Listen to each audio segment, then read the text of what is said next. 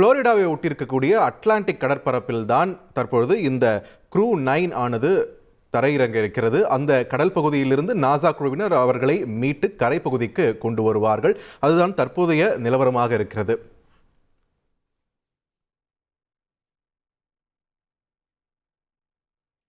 தொடர்ந்து நம்மிடையே அரங்கில் இணைந்திருக்கக்கூடிய நம்முடைய சிறப்பு விருந்தினர் அண்ணா பல்கலைக்கழக பேராசிரியர் மற்றும் விண்வெளி ஆர்வலருமான கவியரசு அவர்களோடு இணையலாம். கவியரசு வணக்கம். அரங்கில் இணைந்தமைக்கு மிக்க நன்றி. இந்த கடைசி 15 நிமிஷம் இருக்கு அவங்க தரையிறங்கிறதுக்கு. இப்போ என்ன ஓடிட்டு இருக்கோம் அந்த இடத்துல? வளிமண்டலத்திற்குள்ளார நுழைஞ்சிட்டாங்களா? இப்போ என்ன நிலவரம்? பார்த்திபன், இப்போ என்ன நடந்திருக்கு அப்படின்னு பார்த்தீங்கன்னா, டிஆர்பிட் பர்ன் கம்ப்ளீட் பண்ணிட்டாங்க. டிஆர்பிட் பர்ன் அப்படிங்கிறது ஆல்ரெடி நேற்று நமக்கு இதுலேருந்து இன்டர்நேஷ்னல் ஸ்பேஸ் ஸ்டேஷன்லேருந்து அன்டாக்கிங் பண்ணாங்க இல்லையா?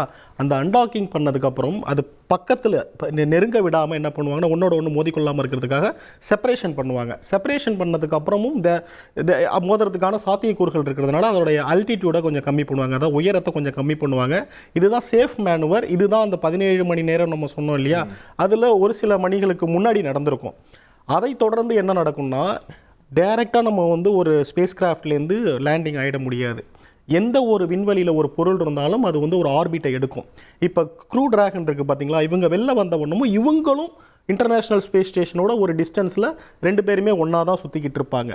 இந்த ஒன்றா சுற்றிக்கிட்டு இருக்கிறவங்க திருப்பி நம்ம பூமிக்கு இறங்கணும் அப்படின்னா அந்த இடத்துல தான் இந்த டிஆர்பிட் பர்ன் அப்படிங்கிற ஒரு விஷயம் பண்ணுறாங்க.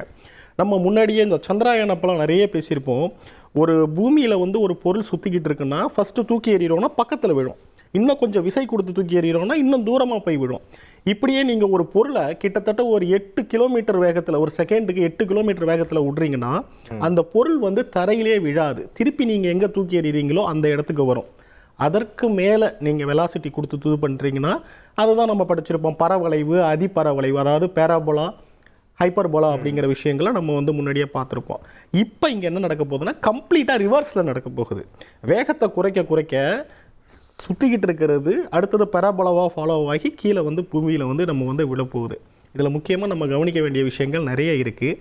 எந்த நேரத்தில் அந்த பேர்ன் பண்ண போகிறோம் அப்படிங்கிறது ஒரு முக்கியமான விஷயம். உதாரணத்துக்கு சொல்கிறோன்னா, இந்த சின்ன வயசில் நம்ம ஒரு விளையாட்டு விளையாடிருப்போம். ஒரு கல்லை எடுத்துக்கிட்டு குளத்தில் நீங்கள் ஸ்லைடாக விட்டிங்கன்னா அது எப்படி அது தவி போகும் இல்லைங்களா? இதே தான் இந்த டிஆர்பிட்டில் நடக்க போகுது. இப்போ உதாரணத்துக்குன்னா, இப்போ கல்லை போடும்போது ஆங்கிள் இருக்கும். நீங்கள் ஃபஸ்ட்டு வாட்டி போடுறீங்கன்னா உங்களால் அதை சரியாக போட முடியாது. அடுத்தடுத்து அட்டெம்ப்ட் பண்ணும்போது நீங்கள் உங்களுடைய கோணத்தை மாற்றும் போது அது தத்தி போகும் இல்லையா? அதே தான் இங்கேயும் நடக்க போகுது. இந்த க்ரூ டிராகனும் இதே மாதிரி தத்தி தான் ட்ராக் பண்ண போகிறாங்க. இப்போ நிறைய இதில் பார்க்குற மாதிரி டைரெக்டாலாம் உள்ளே வர முடியாது. ஒரு ஆங்கிளில் குறிப்பாக சொல்லணும்னு வச்சிங்களேன், கிட்டத்தட்ட 5.5 அதிலிருந்து 6.9 இந்த ஆங்கிள்குள்ளே தான் அவங்க வரணும். இந்த ஆங்கிளில் வந்தால் மட்டும்தான் அவங்க பூமியை அடைய முடியும். இல்லைனா ஸ்பேஸுக்கு அவங்க எஜெக்ட் ஆகி போயிடுவாங்க. 2 வாய்ப்புகள் இருக்குது. ஓகே, ஒன்று ஸ்பேஸில் அட்மாஸ்பியரில் மோதி வளிமண்டலத்துக்கு வெளில போயிடுற வாய்ப்பு இருக்குது. இல்லை அதிகமான ஆங்கிளில் வந்தாங்கன்னா டபுகள் கீழே நேராகவே தரையில் மோதக்கூடிய வாய்ப்புகள் இருக்குது. இது ரெண்டுமே இல்லாமல் சரியான கோணத்தில் கிட்டத்தட்ட 5.7 ஆங்கிளில் அவங்க வந்தால் மட்டும்தான் கரெக்டாக இவங்க எதிர்பார்க்குற அந்த ஃப்ளோரிடா மாநிலத்தில் வெற்றிகரமாக தரையிறங்க முடியும். இது தரையிறங்கிறது நம்ம வார்த்தையை உபயோகப்படுத்துகிறோம். ஆனால் உண்மையான நிதர்சனமான சூழல் என்னன்னு பார்க்கும்போது கடலில் போய் விழப்போது இல்லையா இந்த க்ரூ?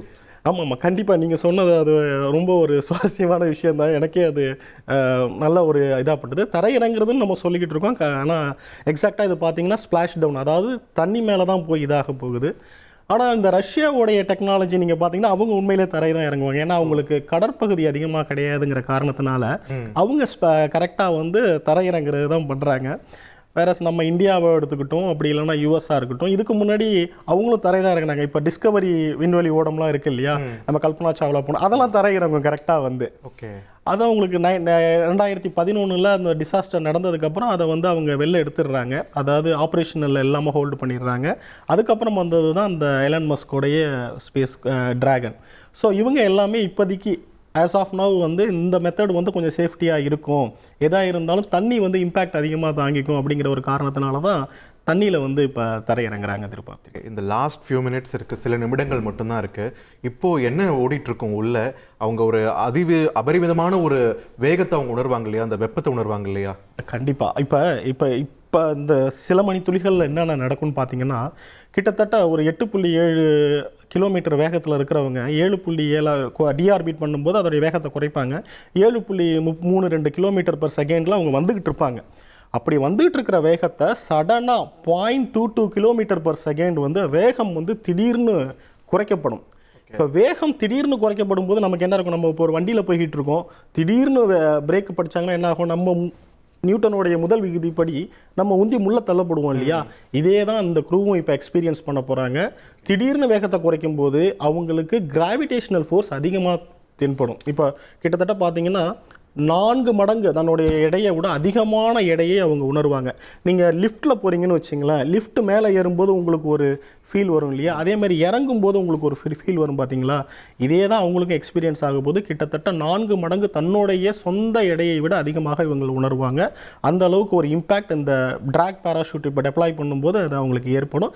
அது ஒரு விதமான ஒரு இதை தான் ஏற்படுத்தும், ஒரு அசௌகரியத்தை தான் ஏற்படுத்தும். ஸோ அதை வந்து இதெல்லாம் அவங்களுக்கு ஆல்ரெடி ட்ரெயின் பண்ணியிருப்பாங்க. இருந்தாலும் இதை புதுசாக கிராவிட்டிலேருந்து இல்லாமல், புவியீர்ப்பு விசையில் இல்லாமல் திடீர்னு வந்து எக்ஸ்பீரியன்ஸ் பண்ணும்போது அவங்களுக்கு கொஞ்சம் மாறுபட்ட ஒரு குழப்பங்கள்லாம் ஏற்படும். திருப்பார்த்திபன் செய்திகளை உடனுக்குடன் தெரிந்து கொள்ள உடனே சப்ஸ்கிரைப் பண்ணுங்க.